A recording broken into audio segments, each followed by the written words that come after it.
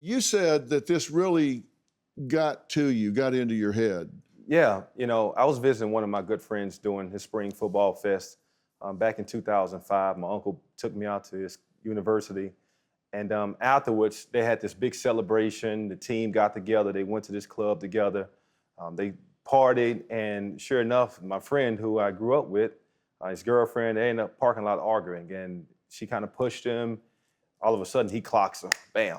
And my knees got weak. And where I'm from in Louisiana, he's a black guy. She was a white girl. I mean, you push a white girl, that's a life sentence in jail. But if you hit her, that's the death sentence. So I got nervous.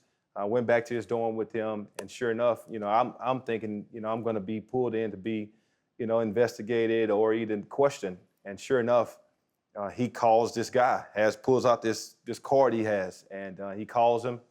And he tells him exactly what happened. I followed with him a week later and asked him, what happened? And sure enough, he says, hey, man, once we called X, Y, and Z, it was done. And I just found even then, I grew up in a home where, just doing right was the right thing to do. And to see this it was alarming and very nerve-wracking.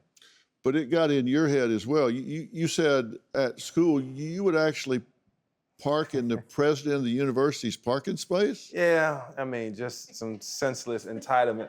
And then, my coaches called my mom one day, and my mom, all of a sudden, I'm in practice, I'm in the middle of a drill, and she comes out there walking in a rain pour like you wouldn't believe, and snatches me off the field in front of all my team. My coaches are looking around like, Miss Ricard, can we get through practice? She says, you can get through practice if you want to. You won't get through it with him. And listen, I'm from the South, so she had a way of getting through it and getting through my head. So needless to say, I never parked in the spot again. Just Yeah, so she brought you back down to earth? Yeah, humble pies.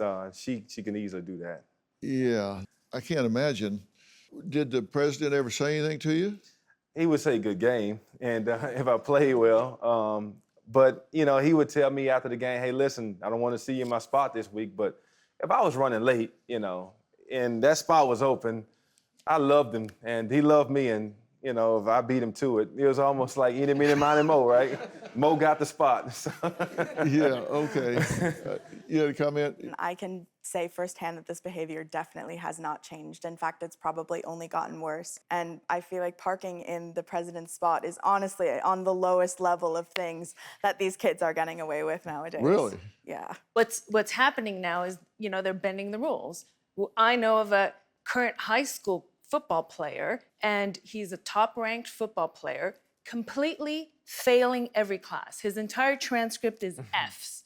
Well, at the end of the football season, they removed him from the school because, all these Ivy Leagues and these D1 colleges are all wanting to recruit him, so they need him to have the minimum grades so they can pass admissions. So he's attending a charter online school so that he can fix his grades to meet the minimum requirements so he can get recruited. Whereas like everybody else at the school, there's no way any of our kids would be able to attend an online school to fix your B to an A if you're not an athlete. Do you have a story or a question for me? Click the link in the description and tell me what in the world is going on.